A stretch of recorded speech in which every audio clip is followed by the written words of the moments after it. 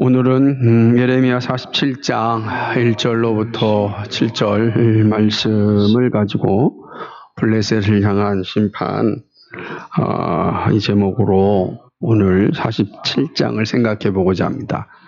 우리가 이미 말씀드렸듯이 이 46장부터 열국을 향한 하나님의 심판이 진행됩니다. 하나님의 열국을 향한 심판은 동쪽으로부터 이제 시작해서 올라오는 겁니다.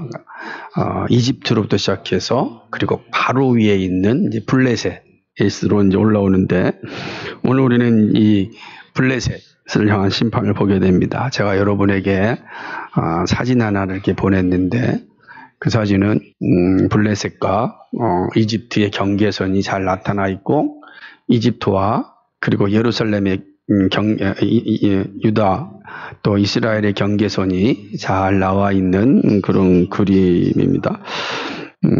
그 내용을 쭉 보시면 블레셋이 어디에 있는지 알게 될 겁니다. 하나님의 심판의 시작은 이집트였습니다. 이집트는 매우 상징적입니다. 유다의 왕인 요시야를 죽인 나라이죠. 또 바벨론이 세운 신민 총독이었던 그다랴를 죽인 이스마엘과 함께하지 않았던 그 유다의 사람들이 도피하였던 그런 나라입니다. 그러니까 이 이집트는 이스라엘 사람들에게 있어서 자신의 왕을 죽인 나라이자 동시에 사실 이스라엘 사람들이 도피한 나라예요. 아주 독특한 곳 아니겠습니까? 자기 나라의 왕을 죽였단 말이에요. 근데 그 나라로 도피하였습니다. 이집트는 하나님께서 가지 말라고 명령하셨던 그런 나라입니다. 이스라엘 백성들에게 이집트로는 도피하지 말라라고 명령하였던 나라입니다. 그런데 유다 사람들은 선지자 예레미야의 말을 듣지 않고 이집트로 피난하였습니다. 하나님은 이런 유다의 어리석음에 대하여 이집트의 심판을 통하여서 이제 질책하십니다. 그러니까 이집트를 심판하는 건 이집트를 향한 하나님의 일하심도 있지만 그 이집트를 통하여서 이스라엘 사람들을 질책하는 내용이기도 합니다. 그리고 이것은 계속해서 이어지는 바벨론의 심판에 이르기까지 하나님이 누구신지를 보여주시는 것이죠. 자, 오늘은 이제 이어서 블레셋 사람을 심판합니다. 블레셋, 오늘날로 하면 팔레스타인 사람들입니다. 이 팔레스타인 사람들은 해안가 근처에 살고 있습니다. 여러분 나중에 지도를 보시거나 보면 알겠지만은, 그러니까 이스라엘은 이렇게 지중해 쪽으로 이렇게 해안가가 있고, 그리고 이스라엘은 산 위에 예루살렘 도시가 있습니다. 그리고 다시 내려가 사해바다가 있거든요. 그러니까 요 지역이 이제 이스라엘 지역이라고 한다면, 그 해안가 지역, 그걸 갖다가 쉐펠라라고 합니다. 쉐펠라라고 하는 지역인데, 이 쉐펠라 지역이 바로 이 팔레스타인 사람, 블레셋 사람들이 살고 있는 그런 땅입니다.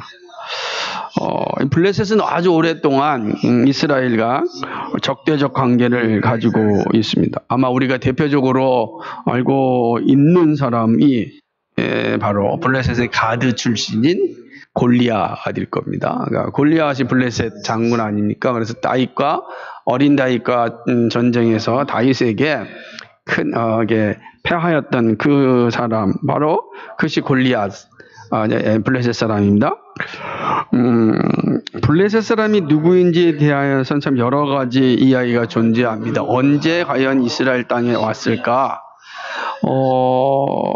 일반적인 얘기로는 우선 이제 이집트를 침공하였던 여러 민족 가운데 한 종족이었을 것이다. 그 종족이 이제 이 이스라엘로 넘어와서 터전을 삼았다라는 것입니다. 또한 이들의 기원에 대해서는 성경에 보면은 창세기 10장 14절에 이제 기록되어 있는데, 창세기 10장 14절을 보게 되면 블레셋 사람을 향하여서 기슬 루힘에서 나왔다라고 기록합니다. 기슬루임이 어딘가라고 할 때 오늘 우리가 읽은 이 4절 말씀, 그죠? 47장 4절을 보게 되면은 하반절에 여호와께서 갑돌섬에 남아있는 블레셋 사람 이렇게 기록하고 있습니다. 이 내용은 아모스서 9장 7절에도 반복되어지는데 이 사람들은 어디 사네? 갑돌 사람이다. 갑돌. 이 갑돌이라고 하는 단어가 여러 가지 이제 해석이 되기도 합니다. 왜냐하면 갑돌, 그러니까 이게 혹시 갑바도기아에서 온 단어가 아니야. 갑바도기아라고 하는 이 터키 지방이 있잖아요. 갑바도기아 사람들일 것이다. 이렇게 이제 추측하는 사람도 있어요. 그게 갑돌이 됐다. 근데 본문을 보면 이 사람들은 바다 사람들이거든요. 해안가 사람이니까 갑바도기아 사람들은 해안 지역이 아니라 내지니까 아닌 것 같고, 그런 갑돌은 어딘가? 갑돌은 일반적으로 그리스 섬인 이 그레데, 그리스의 그 섬인 그레데를 의미합니다. 그러니까 그레데. 우리는 일반 서양 역사에서는 크레타라고 하는 말로 듭니다. 크레타. 이 크레타라고 말하는 이것이 바로 갑돌이라고 하는 겁니다. 크레타가 아주 중요한 것은 고대 에게 문명의 중심지가 바로 크레타이기 때문에 그렇습니다. 그래서 이 크레타라고 하는 지역에서 넘어온 사람들이 블레셋입니다. 우리가 그레데는 또 디도, 그죠? 디도 사도가 또 거기서 이제 복음을 전하였고 거기서 하나님의 부르심을 받았던 곳이기도 합니다. 그레데 섬라고 우리가 디도서에 보면 나오지 않습니까? 그러니까 이 블레셋 사람들은 어디서 왔을까 할 때 갑돌에서 왔는데 갑돌은 이 그레데, 크레타를 말한다라고 이야기를 합니다. 이 블레셋에게는 5개의 큰 성읍이 있습니다. 그는 가사, 가드, 아스글론, 아스돗, 에그론입니다. 이것이 이 블레셋의 중심적인 그러한 도시이죠. 가사라고 하는 지역은 오늘날 가자 지역. 우리가 이스라엘에 대해서 소식이 들을 때마다 가자에서 폭동이 일어났다 라고 많지 않잖아요. 가자의 팔레스타인들이 이스라엘을 향하여서 뭐 미사일을 쐈다라고 할 때 그 가자가 바로 가사라고 하는 지역입니다. 이게 지금 블레셋의 5개의 성읍이 되는 것이죠. 그러니까 이 5개 성읍은 그러니까 블레셋을 상징하는 그런 도시인 것입니다. 이 블레셋은 다곤신과 아스타롯신과 바할세불 신을 섬기는 그러한 도시입니다. 특별히 우리가 다곤을 신을 얘기한다면 누가 떠오르십니까? 삼손이 떠오르죠. 삼손이 다곤 신전을 다 무너버리잖아요. 그러니까 그때 다곤 신전. 그러니까 이 다곤을 섬기는 나라가 이제 이 각종 우상들을 섬기고 있었던 도시가 이 블레셋인 것입니다. 특별히 이 5도시 중에서 가사는요 가장 오래된 도시입니다. 이스라엘과 그 다음에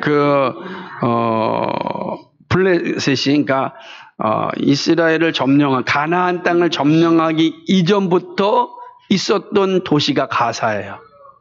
근데 나중에 이제 블레셋이 바다를 넘어서 이집트를 통해서 들어와서 점령한 지역이 가사입니다. 그러니까 이스라엘 가나안 땅에서 가장 오래된 지역이 어디겠는가? 그게 가사다. 전통이 있는 도시입니다. 이 도시는 여러 나라에 의하여서 점령받고 또 고통스러운 시간을 많이 보냈던 그런 도시이죠.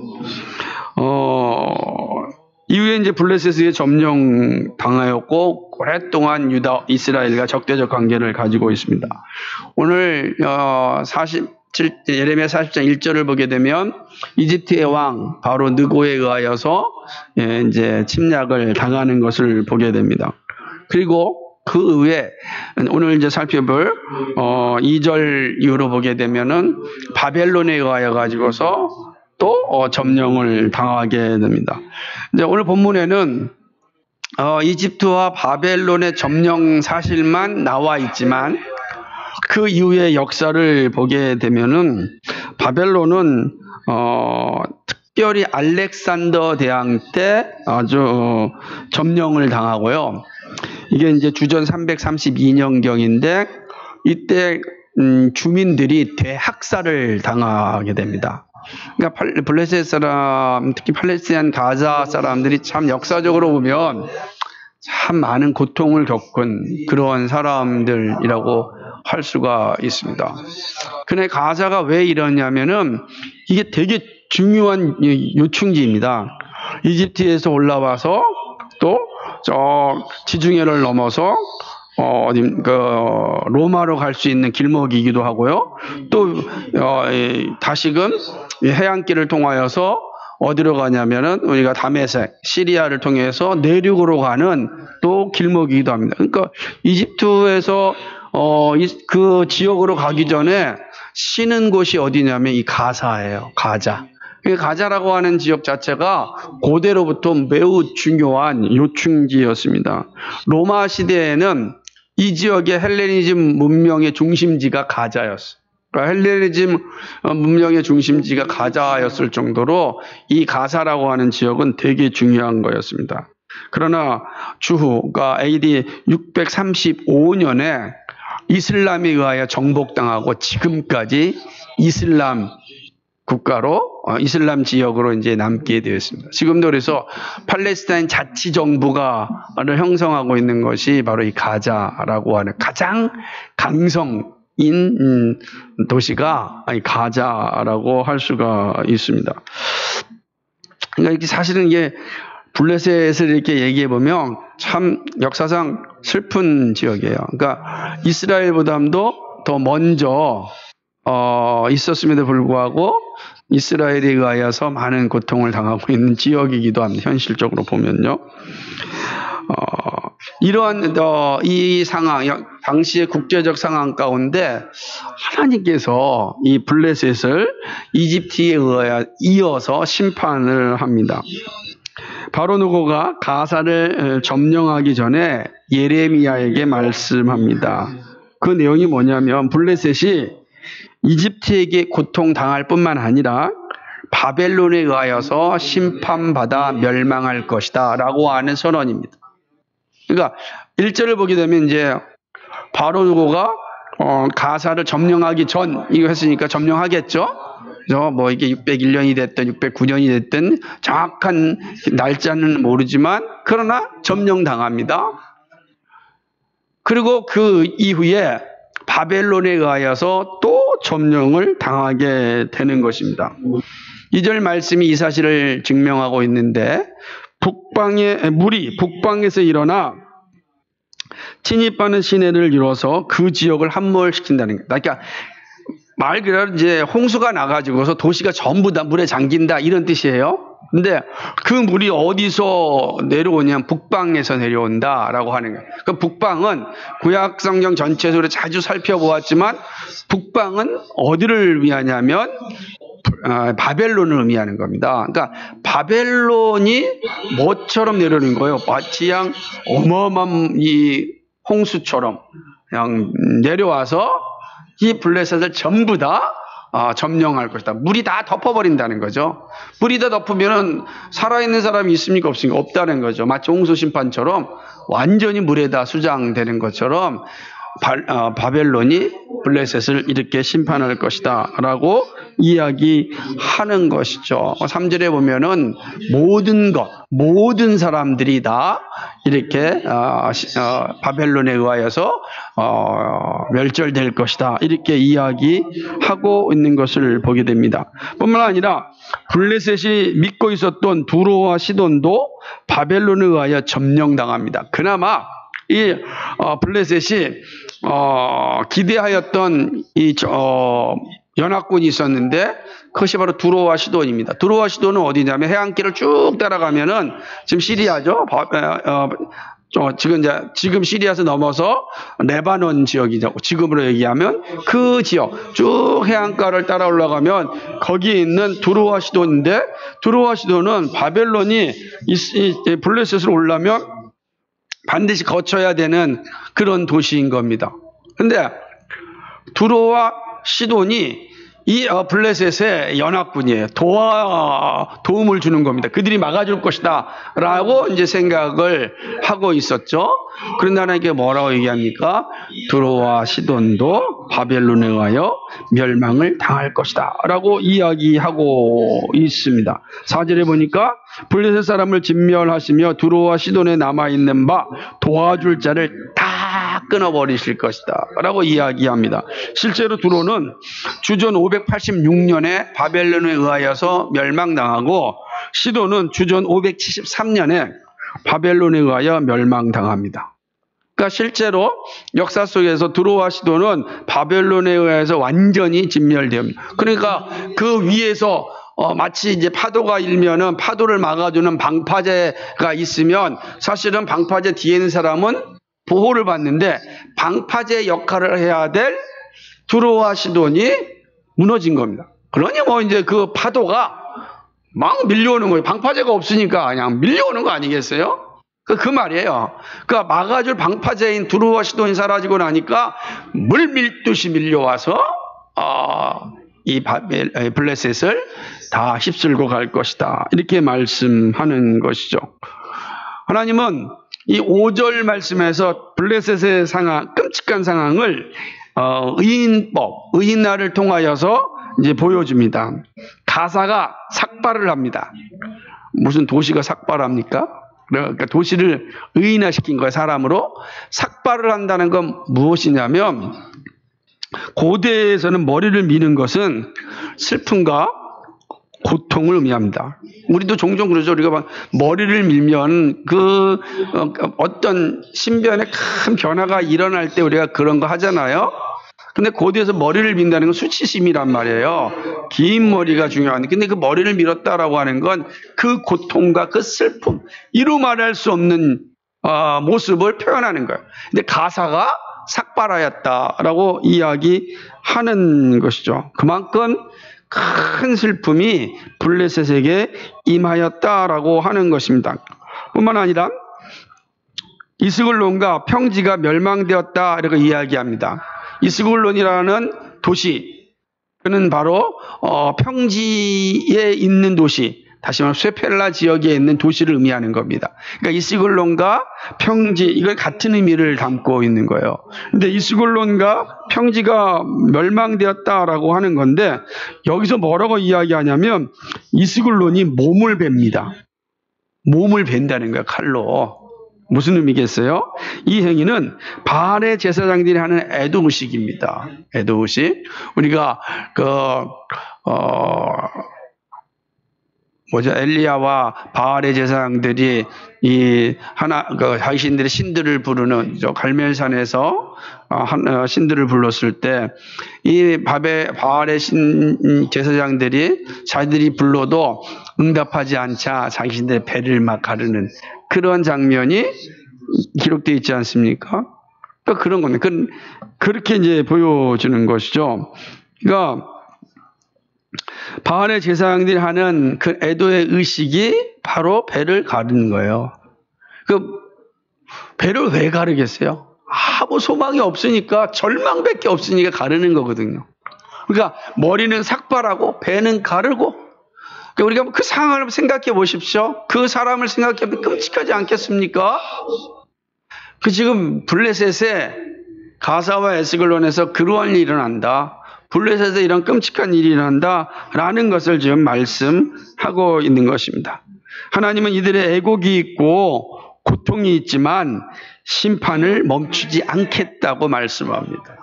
심판을, 저는 그 장면 보고서 안타까운 마음으로 멈추고 돼야지 않겠냐. 그 끔찍한 모습 앞에서 좀 긍휼을 베풀어야 되지 않겠냐라고 말할지 모르겠지만, 하나님께서 뭐라고 얘기합니까?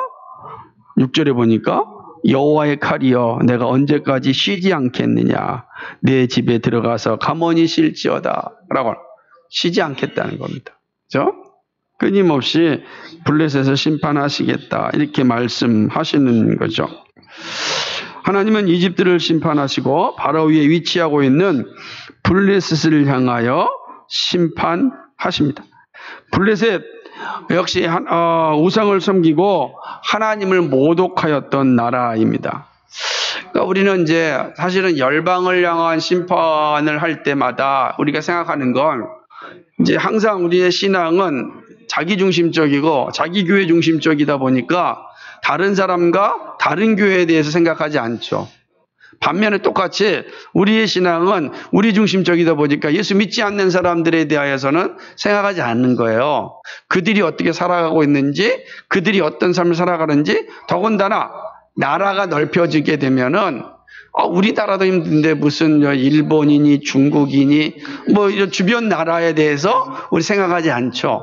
마치 내가 대한민국에서 신앙생활하고 있다 보면은 하나님은 대한민국이 하나님일 뿐, 그죠? 일본의 하나님은 아니고 중국이 하나님은 아니고 그렇게 생각하는 거예요.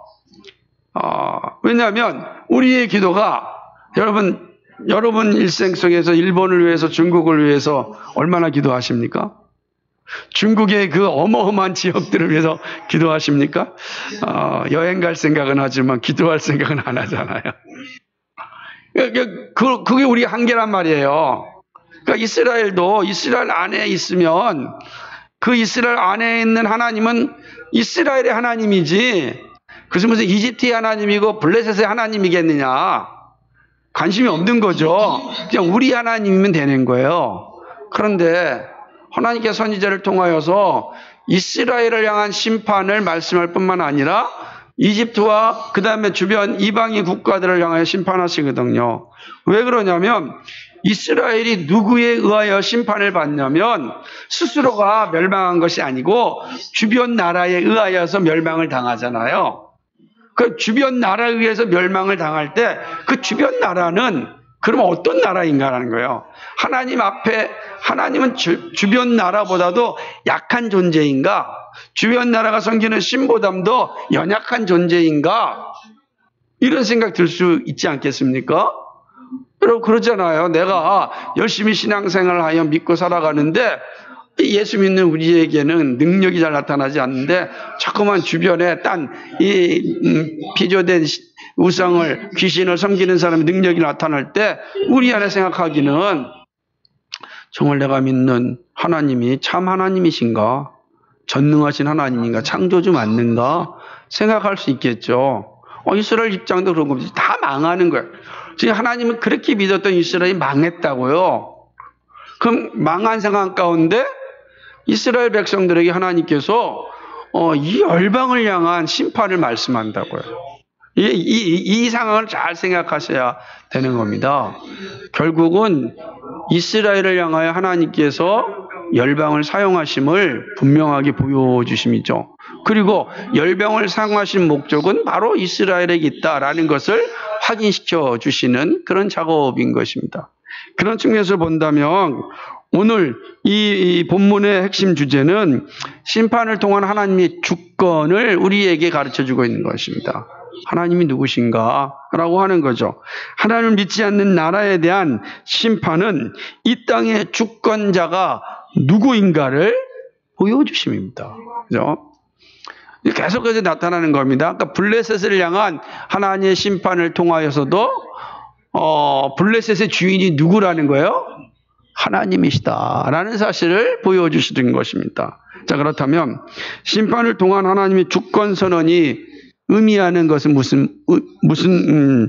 무엇일까? 다시 말하면 하나님의 주권 선언이 가르치는 교리가 어떤 의미를 가지고 있는지 생각해 보고자 합니다.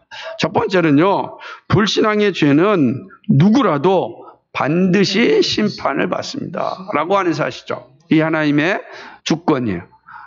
누구라도, 여기에 누구는 이스라엘을 비롯한 모든 나라를 포함하는 겁니다. 그러니까 모든 나라도 불신앙 가운데 있으면 하나님의 심판을 피하여 갈 수가 없다라는 사실을 말씀해 주고 있습니다. 블레셋은 유대민족이 아닙니다. 그러니 하나님을 좀 알지. 그러나 이제 그러니까 블레셋은 비록 유대민족은 아니지만은 그러나 그들이 하나님을 모르진 않았어요. 왜냐하면 역사를 보게 되면 오랫동안 이스라엘과 교제하였잖아요. 적대적 관계 속에서 교제하였고 이스라엘이 섬기는 신이 누구인지 이 블레셋 사람들은 너무나 잘 알고 있었습니다. 더군다나 그들은 삼손에 의하여서 자신의 최고의 신전인 이 다곤 신전이 무너지는 것을 그들은 경험하기도 하였습니다. 다윗에 의하여서 골리앗이 또 무너지는 것도 보았습니다. 하지만 블레셋은 하나님 앞에 굴복하지 않았습니다. 그들은 그 역사 속에서 살아계신 하나님의 일하심을 보았음에도 불구하고 하나님 앞에 굴복하지 않았습니다. 계속해서 그들은 자신들의 제국을 세우는 욕망에 사로잡혀 있었고 끊임없이 다곤과 아스타롯과 바알을 섬기는 일에 열심을 내었던 것입니다. 이 제국을 섬기는 일에 있어서 이스라엘은 항상 걸림돌이었습니다. 하나님 걸림돌이에요. 자신들의 제국을 만드는 데 있어서 이스라엘은요, 걸림돌이 되는 것이죠. 걸림돌이 된 겁니다. 그러니 이스라엘이 자신들의 편이 되기를 원하는 것이 아니라 이스라엘은 없어져야 될 존재예요. 걸림돌이니까 없어져야 되는 거예요. 그러니 이스라엘이 믿는 하나님을 믿어야 되겠습니까? 버려야 되겠습니까? 버리는 거죠. 버리는, 거부하는 것입니다. 예레미야는 이 블레셋이 받는 심판에 대해서만 설명하고 있지만 동일한 역사적인 사건에 대하여서 심판을 선언한 아모스 선지자에 의하면 이 블레셋의 죄가 분명하게 드러납니다. 나중에 이제 아모스서를 공부하면 알겠지만 아모스서는 예를 들자면 예레미야는 동쪽으로도 시작해가지고서 북쪽으로 쭉 올라가면서 심판을 선언했다고 한다면 아모스서는 동심원으로 심판을 선언합니다. 동심원으로, 이스라엘 중심으로. 그 사실을 이제 앞으로 살펴볼 텐데 이 아모스가 블레셋에 대하여서 이렇게 선언합니다. 아모스서 1장 6절과 8절 말씀에 보면 여호와께서 가라사대 가사의 서너 가지 죄로 인하여 내가 그 벌을 돌이키지 아니하리니 이는 저희가 모든 사로잡은 자를 끌어 에돔에 붙였습니다. 이게 에돔에 팔아 넘겼습니다. 이런 뜻이에요. 내가 가사정에서 불을 보내리니 그 궁궐들을 사르리라. 내가 또 아스돈에서 그 거민과 아스글론에서 홀 잡은 자를 끊고 또 손을 들이켜 에그론을 치리니 블레셋에 남아있는 자가 멸망하리라. 이는 주 여호와의 말씀이니라. 아멘. 그러니까 아모스 선지자는 블레셋의 서너 가지 죄를 지적합니다. 자, 근데 그 서너 가지 죄 중에서 분명한 죄는 뭐겠어요? 우상숭배의 죄죠. 우상숭배의 죄는 이 아스글론이 가지고 있는 죄입니다. 또 하나의 죄는 뭡니까? 하나님을 모독한 죄란 말이에요. 하나님을 모독한 죄예요. 그러나 그 죄 가운데 또 하나의 죄를 선명하게 드러나고 있는데 모든 사로잡은 자를 끌어 에돔에 팔았어요. 인신매매하는 자. 이 인신매매하는 죄를 저지르고 있는 것이 블레셋입니다. 참으로 사악한 죄가 아닐 수 없습니다. 예레미야는 구체적인 죄를 지적하고 있지 않지만 블레셋이 가지고 있는 불신앙은 하나님을 모독하는 것이요 우상숭배와 인신매매라는 죄로 분명히 드러납니다. 그러므로 블레셋은 심판을 피할 수가 없는 겁니다. 불신앙의 죄는 반드시 심판의 자리에 서게 되면 누구도 예외 없이 그 자리에 서게 되는 거예요. 왜냐? 불신앙은 반드시 하나님 모독하는 자리에 가게 되고 그리고 이런 사악한 죄의 자리에 욕망하게 됩니다. 하나님은 그 죄에 대하여서 선명하게 지적하는 거죠. 그러니까 이 블레셋이 가지고 있는 불신앙은 크게 세가 서너 가지 죄니까 세게 한다면 하나님 모독하는 죄요, 우상숭배의 죄요, 인신매매죄 이런 죄에 대하여서 회개하지 않거든요. 그러므로 하나님은 블레셋이 심판에 이르게 되는 거죠. 여러분 생각해 보세요.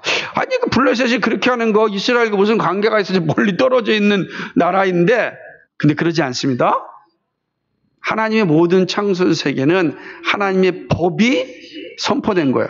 다 영향을 받게 돼 있다고. 다 영향을 받게 돼 있어요. 그 죄의 씨앗들은요, 반드시 날아서 예루살렘으로 날아오게 돼 있다고요. 다. 그러니까 열방을 향한 하나님의 심판은 바로 하나님의 선택한 백성을 보존하시는 하나님의 은혜예요. 그러므로 이 열방이 범한 죄에 대하여 하나님께서는 반드시 심판하시는 것입니다. 하나님 나라의 평화를 허무는 악독한 죄입니다. 이 죄는 피할 수 없고요. 하나님은 죄에 대하여 아시고 반드시 집행하신다 라는 사실이 심판을 통한 하나님의 주권을 보여주시는 거예요. 블레셋 심판을 통해서. 두 번째는요, 이 심판이 선고되면 누구도 되돌릴 수 없다라는 사실입니다. 이 심판의 주권성은 하나님이 주인이잖아요. 주인이 딱 선언하면 아무도 그걸 되돌릴 수가 없는 거예요. 마지막 선언이 일어나면 없는. 이 땅에서는요, 마지막 선언이 일어나도 하나님 앞에서 최종 심판이 남아있잖아요. 하나님이 심판하면 끝나는 거예요. 되돌릴 수가 없다라고 하는 거죠. 판결 순간 집행하게 되고 슬피 울며 이를 가는 일들이 일어나게 되는 것입니다. 멈출 수가 없는 거죠. 하나님의 심판이 주는 철저함과 실제는 그 누구도 견딜 수가 없습니다. 블레셋을 향한 심판에서 하나님 모든 사람이 다 멸망할 것이라고 말씀합니다. 희망은 선포된 후에는 존재하지 않습니다. 그죠? 오직 통곡만 있는 거예요. 그죠? 하나님의 심판이 딱 선고되고 나면 끝입니다. 이 죄인에 대한 하나님의 심판이 집행되면 슬피 울며 이를 가는 일 외에는 아무것도 없습니다. 예수님께서 외식하는 바리새인들을 향하여서 말씀하시기를 지옥의 형벌을 피할 수 없다라고 선언했습니다. 피할 수 없는 거예요. 지옥의 형벌을 너희가 피할 수 없다. 하나님이 지옥의 형벌을 딱 선언한 순간 누구도 피할 수가 없는 것입니다. 누가 피할 수 있겠느냐? 저는 우리가 마태복음 24장, 이게 23장 33절 말씀인데 우리가 말씀 나누면서도 생각해 보았지만 외식하는 자들에 대해서 하나님 앞에 범죄한 자들 돌이키지 아니하면 지옥의 형벌을 피할 수가 없다 선언하십니다. 탐욕에 물든 청지기는 몸이 쪼개지는 형벌을 받는다고 하였습니다. 예수님 말씀 아닙니까? 어미 때리며, 맞죠? 어미 때린다. 몸이 쪼개지는 이 끔찍한 심판이에요. 그런데 그 심판이 집행되는 순간 되돌릴 수가 없는 겁니다. 집행되는 겁니다. 그래서 히브리서 기자는 성령을 욕되게 하는 자가 받는 형벌이 얼마나 중한가를 말씀합니다. 그렇게 되는 겁니다. 히브리 10장 기록된 말씀, 29절의 말씀인데요. 여러분, 우리가 이 사실을 잘 기억하고 있어야 되는 겁니다. 그러니까 이것이 바로 하나님의 블레셋 심판을 통하여 보여주는 주권이에요. 그러니까 하나님의 주권이라고 하는 것은 누구도 건들 수가 없다라고 하는 겁니다. 하나님이 땅 두들기 되면은 그것으로 끝나는 거예요. 그럴 때 외식하는 자, 위선자, 사악한 죄에서 머물러 있는 자, 하나님을 모독하는 자, 우상 숭배하는 자, 이 모든 자들, 이 세수적 욕망에 사로잡혀서 하나님을 영화롭게 하지 않는 자들, 그들에게는 이를 갈며 슬피 우는 일 외에는 없는 겁니다. 길이 없다는 것이죠. 그리고 그 심판의 이 즉각성은 우리가 잘 알고 있지 않습니까? 두 사람이 함께 맷돌 갈다가 한 사람은 가고 한 사람은 남는 겁니다. 오늘 말씀의 그 내용을 보여주는데 3절 말씀이에요. 47장 3절에 이렇게 기록되어 있습니다. 힘센 것에 굽치는 소리와 달리는 병거에 마귀에 울리는 소리에 아비의 손이 풀려서 그 자녀를 돌아보지 못하며 그 어마어마한 이 바벨론의 이 침략 앞에 아비가 자식을 구할 수 있는 시간도 없는 거예요. 힘도 없는 거예요. 그냥 다 풀려가지고 내 앞에서 자녀가 죽는 것을 보게 된다는 겁니다. 멸망당하는 보는 거예요. 내 집이 무너지고 내 나라가 무너지는 걸 보는데 도울 힘이 하나도 없는 겁니다. 왜요? 그 즉각성과 그 파괴력 앞에 아무 힘을 쓸 수가 없기 때문입니다. 두 사람이 함께 맷돌 갈다가 한 사람은 가고 한 사람 남는 겁니다. 즉각적으로 그 심판이 이루어지는 거죠. 그게 하나님 주권이에요. 누가 그 일을 하는가? 하나님께서 그 일을 하신다. 이 블레셋 심판을 통해서 보여주고 있는 겁니다. 세 번째는요. 하나님의 심판은 선고되기 전에 기회를 줍니다. 이게 하나님 주권입니다. 정말 중요한 거죠. 자, 집행되면 돌이킬 수가 없어요. 그런데 하나님께서 집행되기 전에 기회를 주십니다. 이게 하나님께서 우리에게 주신 은혜예요. 주권적인 사랑이다라고 할 수가 있는 겁니다. 하나님의 심판은 피할 자가 아무도 없어요. 마지막 심판이 집행이 되면 누구도 도망갈 수 없습니다.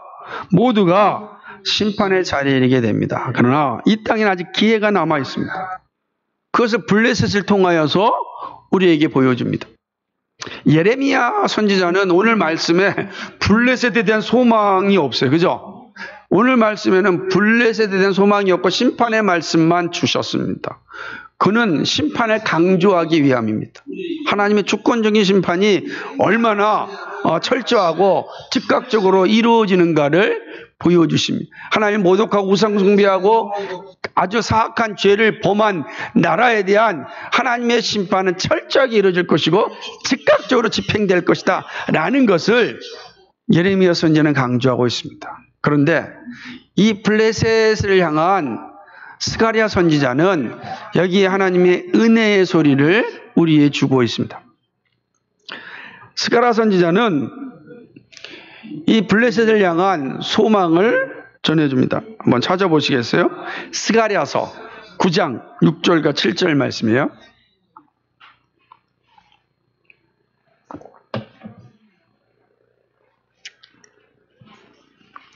스가랴서 9장 6절과 7절 말씀.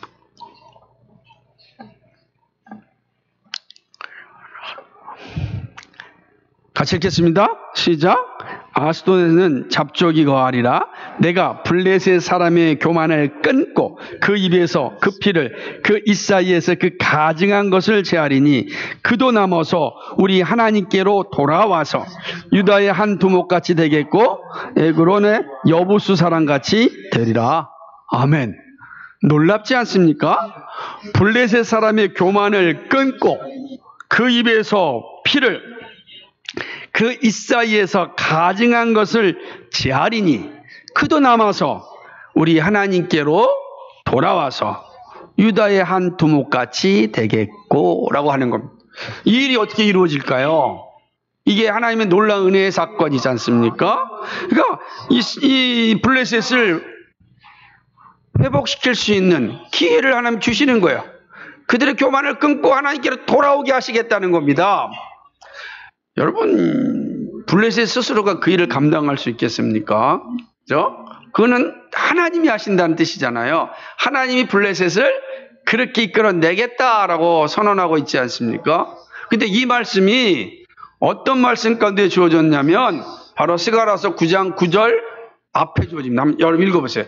스가랴서 9장 9절 말씀에 뭐라고 이야기하고 있는지 한번 보시기 바랍니다. 이 되게 중요한 말씀이 되는 거죠. 자, 스가랴 9장 9절 같이 읽겠습니다. 시작. 시온에 따라 크게 기뻐할지어다. 예루살렘에 따라 즐거이 부를지어다. 보라, 내 왕이 내게 임한 그는 공의로우며 구원을 베풀며 겸손하여 나귀를 타나니 나귀의 작은 것 곧 나귀 새끼니라. 아멘. 누구를 말하고 있죠? 지금 메시아를 선언하는 메시아 예언, 예수 그리스도를 예언하는 말씀인 것입니다. 블레셋도 변화될 수 있습니다. 어떻게 해요? 하나님의 은혜가 임하면 구원받을 수 있음을 말씀하는 것입니다. 예수 그리스도의 놀라운 은혜가 임하면 구원받지 못할 자가 없음을 우리에게 보여주시는 말씀인 것입니다. 히브리서 9장 27절에 한 번 죽는 것은 사람에게 정하신 것이요 그 후에는 심판이 있으리라 말씀하였습니다.